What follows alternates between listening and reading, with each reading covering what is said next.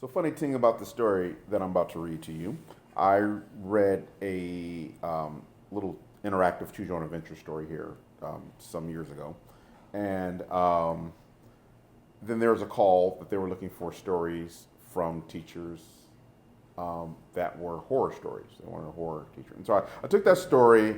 I took the pandemic. I took the worst professional development I'd ever been in as a teacher, put them all together, and I got this short story. So I'll read a piece of it for you now. Hi, my name is Robert Darnell. I'll be your facilitator this afternoon. Now, before we get started, I just want to make sure that the doors have been secured. I know the teacher in-service professional development can be off because of changes in the schedule. So I just want to make sure the doors are secure before we go any further. So could someone, oh, okay, you got it? Thanks. The last thing we want is any interruptions during our PD. Okay, so we got a lot to cover, so let's get right to it. As I said, my name is Rob, and I've been a teacher for 18 years. That's right, I was teaching before the dead walked the earth. Back when all pandemics required was a mask and some hand sanitizer.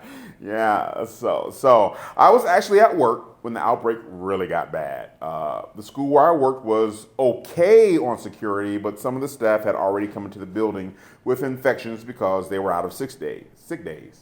Yeah, right, I know. It was a different time. Anyway, by the time we were done with reading, there were about 20 dead in the hallway. They were scratching at the door because they were attracted by the phonics chant we've been doing. Yeah, I know, like I said, different time.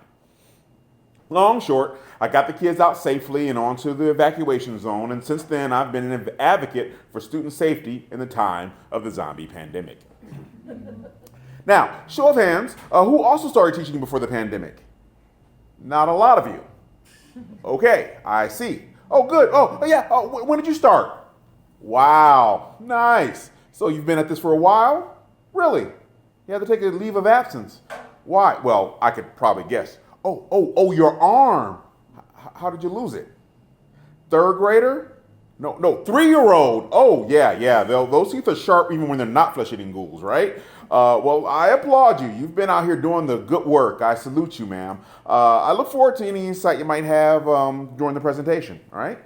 All right, so you should already have a packet in front of you. Feel free to take notes. I also have the presentation in a PDF that's been sent to your email. Internet is down? Well, hopefully it'll be back up. I know your principal has already downloaded a copy. She can send you a copy later. Let's get started. Since the first cases of the zombie virus were discovered in London 10 years ago, it's been estimated that some 500 million people have been affected by the virus, or the zombie virus. So what does that mean? Wait, one slide too far. Here we go. This means that we are losing skilled labor at an epidemic rate, and it's up to us to provide a safe environment for tomorrow's workers. So today, we're going to talk about safety through 3 modalities. Building security. Now it's time for that slide, okay. Self-defense. Yeah, I know, trust me, we'll get through it. And of course, first aid. Now, I noticed that this is a pretty secure building, but I also noticed that there are a lot of glass walls in the building lobby. You did the smart thing and put cages over the windows, but you can still see through into the building. Now, while I understand this feels safe enough, in reality, the kids are still really visible. Remember, fresh zombies still have fairly good vision. With those open windows, arrival and dismissal will look like a buffet for any passing zombie. So, and I know what you're going to say, 1 curious zombie makes 1,000 curious zombies. Correct me if I'm wrong, but I'm sure you've all already had a few pileups by those windows. What? Really? Last week? Well, there you go. You have a pileup of zombies outside the school. Now you have to do compartmentalization and fortification protocols, and even if it doesn't get to that point, the moaning and the banging is a distraction to instruction. You can't think. The kids can't think. So let's talk about window blinds or even heavy-duty curtains, right? They don't have to be the security type, just something that reduces the sound conducted through the glass and, of course, hides the fact that there are actually living people inside the building. And if your blinding discipline is tight, then you can go a whole day without even knowing that there is a pandemic going on. Yeah, right, I know. I wish. Now, I noticed that you all have a covered and secure carport from the drop-off point to the school. Is there somebody checking for fever bites at the door? Good, good, good. You know, my first time seeing a zombie in a school building, the zombie pretty much walked in off the street. Now, in the school's defense, this was in the first days of the outbreak. I don't even think they were even saying zombie at that point. It was a parent, in fact, dropped their kid off, turned, and then shambled right back into the building. Yeah, I know. Still not as bad as those impromptu parent conferences, right? Anyhow, yeah, parent must have affected a few. By the time I knew what was going on, well, you can imagine. Now, I noticed that when I came in here today, I wasn't tested with VLA. Do you normally? No. What is VLA? Are you sorry? Yes.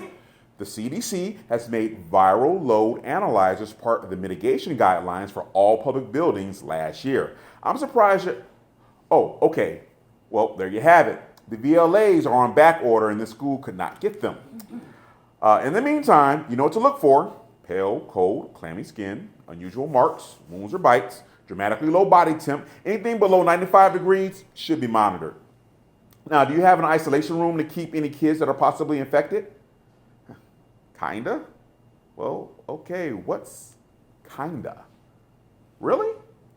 Okay, well, geez. Well, you definitely want to get that fixed because, yeah, like, what if the kid chews through the rope? You don't have a chain? Well, what happens if somebody needs to go to the equipment cage to get the gym equipment? Oh, they cut PE. Well, that solves that problem. Geez, all right. Well, like I said, let's move on to the next section, self-defense. Thank you.